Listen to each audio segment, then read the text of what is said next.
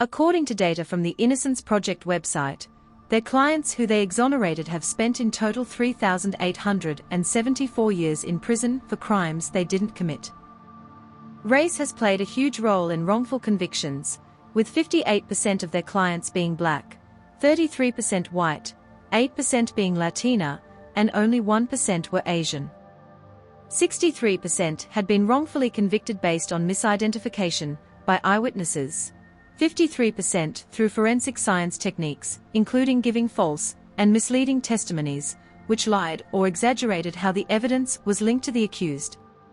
A report released by the National Registry of Exonerations recorded that between 1989 through to 2022, a total of 3,284 people in the United States were exonerated.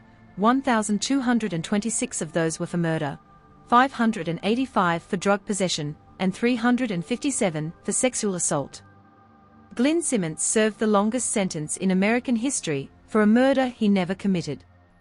He was released from prison in 2023 at the age of 71 after serving 48 years in prison just to be found innocent in the end. In this series, I am going to talk about cases of people currently incarcerated who may actually be innocent.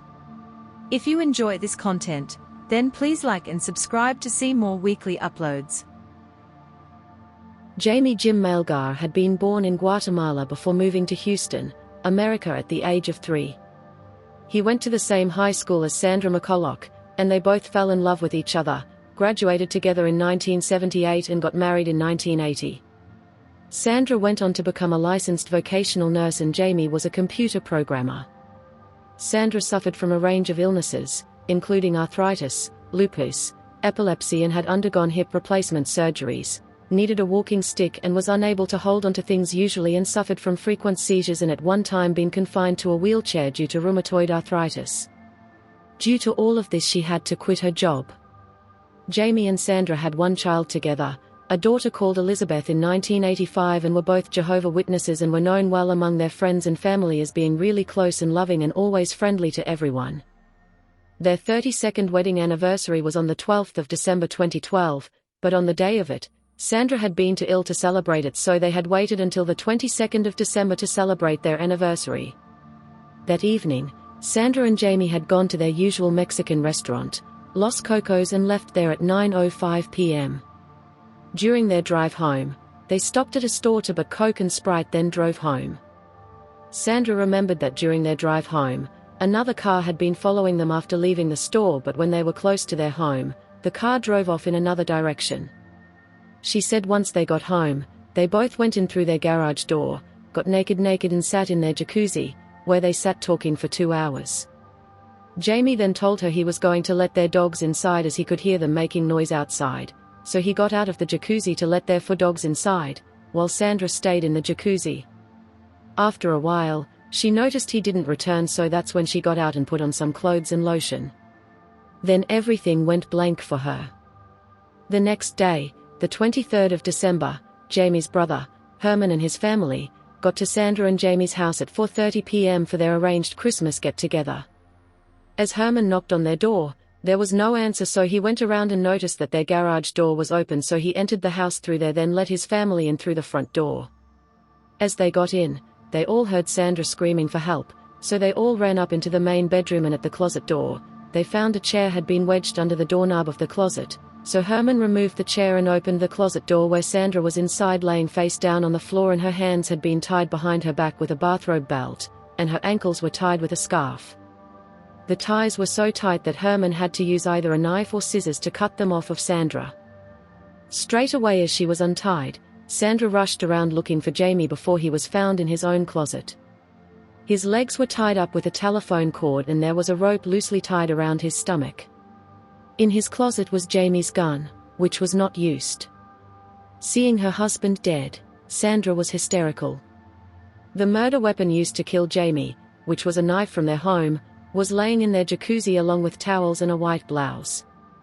Paramedics got to their home and Sandra mentioned to them that she thinks she had had a seizure because her joints felt stiff and the side of her head was sore, which is how she normally felt after waking from a seizure.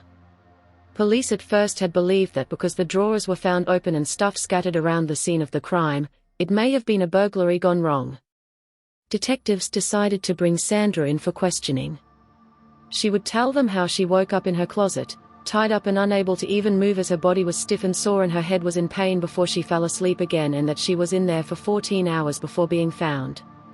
When you got home, what did y'all do? We made some drinks and went and got in the jacuzzi. And this is on Saturday night. Jacuzzi, you're talking about the bathtub, the in your master bathroom? Right. Jacuzzi?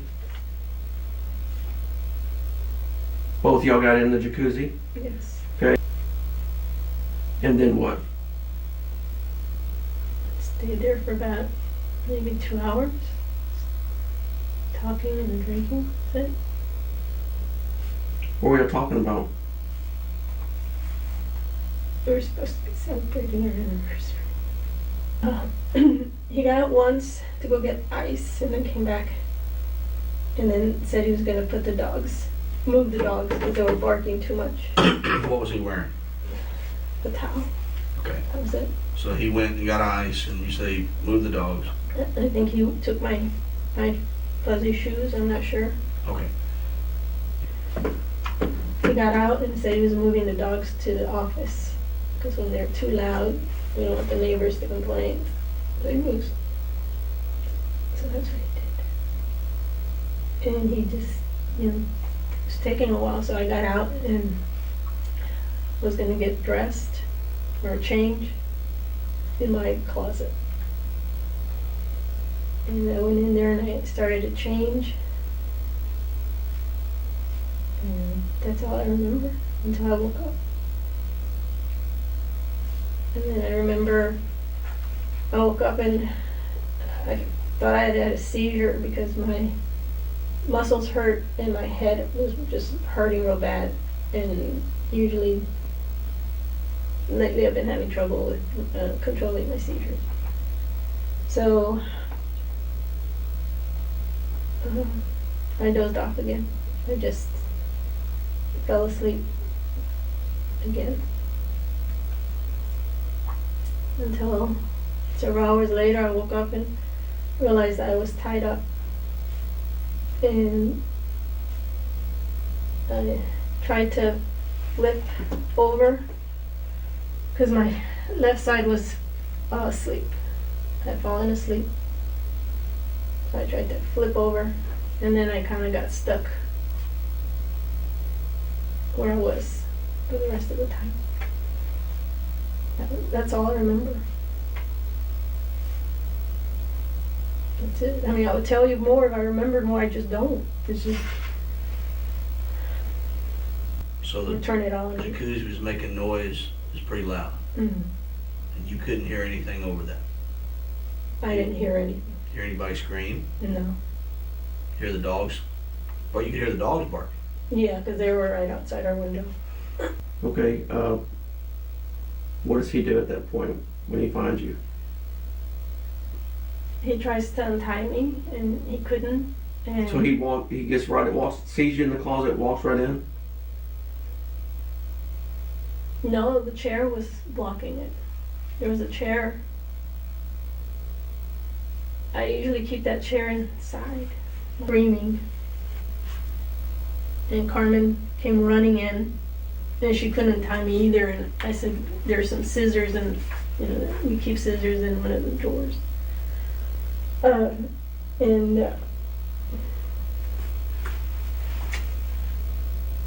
Why was the family members over there today?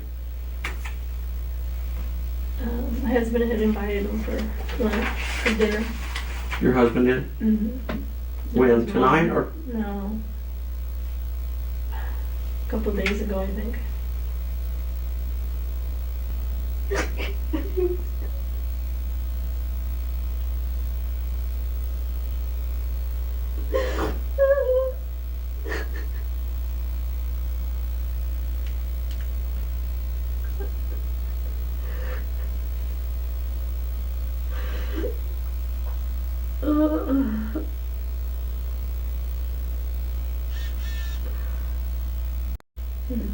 And wanted to get your house pretty well.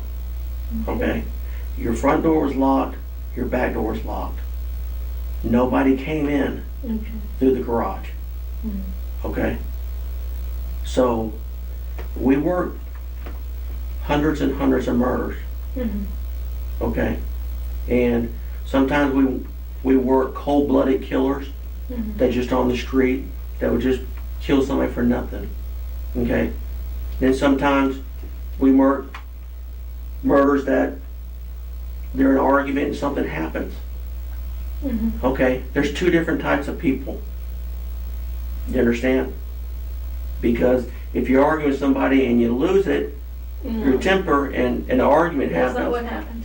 That's not what happened. And I think I'm gonna stop talking now because I think I'm gonna need a lawyer because I know how this works. I was the only one in the house, so of course.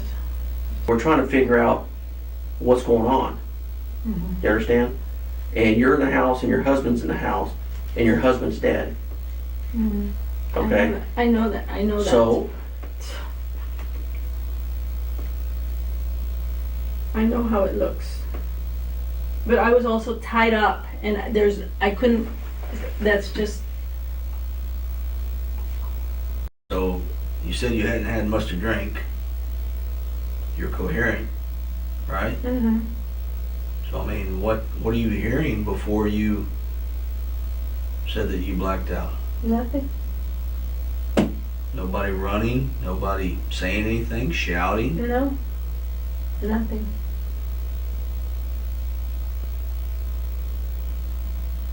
You understand where I'm going with those questions?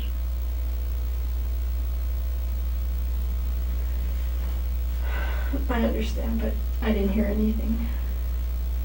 Happen, okay? And that's why it's so important, for you to try to I recall. wish I could recall. My memory is so bad. I'm just. And I know you met with EMS. EMS Yeah. checked you at the scene, right? Okay.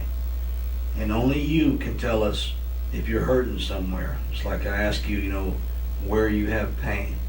Okay? That you black out at the exact time when he's getting stabbed and bludgeoned I don't have an answer for you. multiple times like that, dying, screaming for gosh. help. Oh my gosh. Just. I don't You know what? I don't understand that. That's ironic to me. it's a lot of blood that he lost. And then whatever he encountered them before you did, before they came and knocked you out. That's why I think there was ample opportunity for you to hear something and nothing. And you're saying nothing. I mean, you could have had an army tank running in that bathroom and you'd hear that. That's what I don't understand. Could you hear him? No, I couldn't hear him. Could you hear him yelling for help? No, Could you hear him screaming? I didn't hear I anything. mean, he was in pain. We know that. He suffered a lot. I need you to help me. I need you to help me. I need you to help me on this. Can you help me? I need you to help me. I didn't Sandra, hear can you anything. help I me? didn't hear anything. I didn't hear anything. I need help, Sandra. Please help me.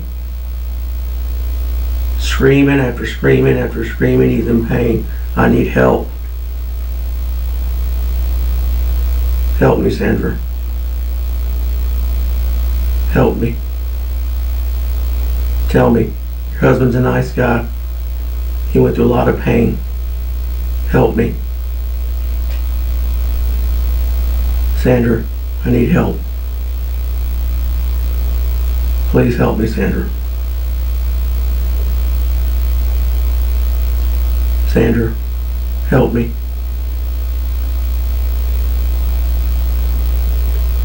Sandra, I need help. I I didn't need hear anything. Just stop already. I need help, Sandra. I need help. help me. That's it. That's it. I need a lawyer. I'm not talking anymore because you guys are just trying to torture me here. I'm not torturing you.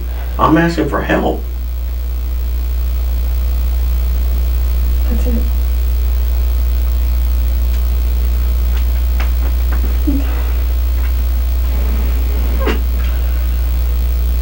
Do you love your husband? Yes, I love my husband. Do you care about him? Yes, Do you want us to finally kill him? of course. I don't think you do.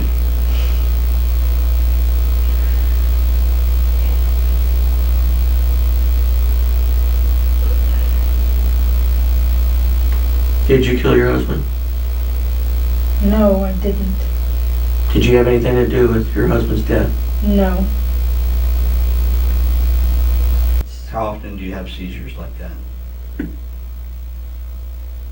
I've been getting them more lately. I'm not able to drive anymore. How frequent? At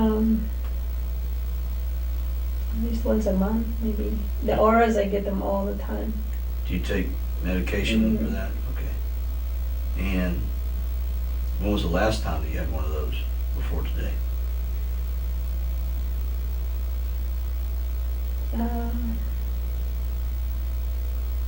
About a month ago, at home. And what happens when you have those seizures? Do you what's the symptoms? How do you feel when you have those? Well, I have auras, Which- signs that tell me that I'm going to have one. And it's like I'm very forgetful, more than usual. Did you have one of those today? Yeah, I've been having it all week, actually all month. So have you been forgetting things all month? Mm-hmm. And And do you ever recall what you've forgotten later on? some things I don't. And when before and right after, sometimes I can't even tell you my name. Okay. And let me ask you this. When I asked you before, you didn't answer my question. Why are we here? Do you know what has happened today? My husband was murdered. How? I don't know. I don't think he was shot. What do you I would have understand? heard it. What do you understand has happened? Who told you that he was murdered? I saw him. You did? Yes, when they untied me, I heard hysterical screaming and I ran over there and I checked his pulse Okay. to see if there was anything we could do. Yeah, I saw him. Okay. I didn't know that. I saw him.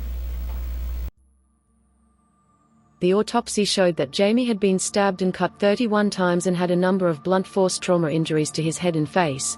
He had serious damage to his internal organs. His skull, brain and facial bones were damaged. His eye sockets were fractured and he had defensive wounds on his hands. Their daughter traveled down to Houston after learning about her dad's murder. She told detectives that her mum was not able to hold onto anything as she would usually drop things and confirmed she had once been in a wheelchair. Her neurologist also told investigators that she suffered from epileptic seizures which would cause her to black out and confirmed she most likely was hit on her head, which most likely brought on a seizure and caused her to black out at the time of the murder. The detectives had wanted to charge Sandra with the murder of her husband, but because of a lack of evidence, the district attorney refused to press charges until a year and a half later in 2014, she was charged with Jamie's murder.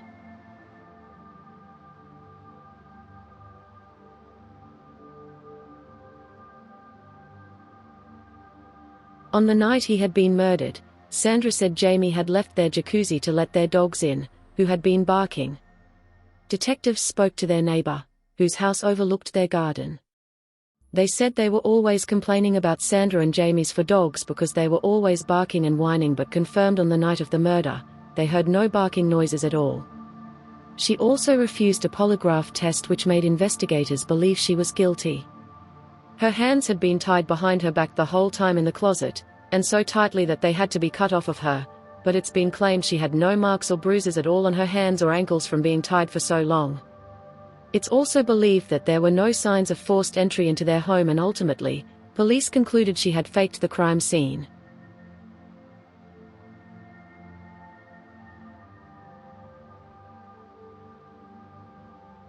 Detectives claimed that Sandra had staged the crime scene and that there was no burglary, but when their daughter went to her parents' home, she made a list of everything that was missing, including a TV, their prescription medication and money.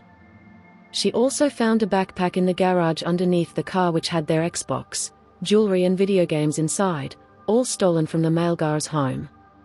The items had an unknown woman's DNA on them. That same DNA was also found inside the jewelry box in Sandra and Jamie's house. Inside the closet where Jamie's body was found was a safe. The handle of the safe was covered in blood, but the investigators refused to analyze it for evidence. The scarf which was used to tie Sandra with had an unknown man's DNA on it, and this man's DNA was also found on the door handles, the backpack and the master bedroom. None of Sandra's DNA was found on Jamie's body, and none of his blood was found on her clothing. Detectives had claimed there were no signs of forced entry, but at trial, they didn't mention how the garage door had been unlocked that night. A few weeks after the murder, Sandra started to get some of her memory back, remembering being tied up as an angry Hispanic woman in her 20s was talking to whoever was tying her up, but police said she was just lying. Police also failed to investigate any connection to a similar burglary that happened nearby, and also failed to look into a suspect who was acting suspiciously outside their house that night the body was found. This man had a lengthy history of violence, drug charges and committing robberies. Although police were told of his weird behavior outside Sandra and Jamie's home by paramedics, police posted their business card through this man's house, heard nothing back from him and left it at that. Investigators said the motive may have been financial, although Sandra and Jamie were found to have no financial issues and neither were having an affair. The night he was murdered, someone had used an Apple device at 3 a.m. trying to gain access to Jamie's Facebook account, but Sandra and Jamie didn't own any Apple devices. No attempt was made to even clean up the crime scene, and Sandra had no cuts or bruises indicating she had murdered anyone. Sandra's trial began in 2017, and a homicide detective who worked for the Houston Police Department for 22 years, investigating over 500 murders, was taken to the crime scene and looked at all of the evidence, testified the investigation wasn't done properly. It came out that paramedics and Herman and his family were never questioned. The prosecution came up with a theory that Sandra had wanted to leave her marriage but didn't want to be embarrassed with having a divorce. Or that she wanted to get the money from a life insurance policy they set up over a decade earlier, and claimed the scene had been staged but didn't take into consideration the missing TV, prescription medication and money. Jurors claimed her story made no sense and just concluded maybe it was a sexual game gone wrong, even though her DNA wasn't on his body. On August 2017, Sandra Melgar was found guilty and sentenced to 27 years in prison, earliest release date being 2044. Since then, the Innocence Project have taken over her case, and Kathleen Zellner is also looking into her case and all of the evidence, and in 2019, the Truth and Justice podcast announced a $20,000 prize for the real murderer. They got it completely wrong. You say you blacked out at the moment your husband was being murdered. But people watching might think, that sounds so convenient. Yeah, it's not a blackout. I have seizures. And I had a lump in my head, so I was hit. And then I went into a seizure, more than likely. I mean, no one was there to actually see it, but that's how it felt like when I woke up. Sandra, did you kill your husband? No, I did not kill my husband. No. And you have grandkids. And my grandbabies, yeah. You're missing out on. I know. I know that really hurts me. I miss them so much. I mean, I'm just going to keep fighting this until I'm out of here. That's all I can do.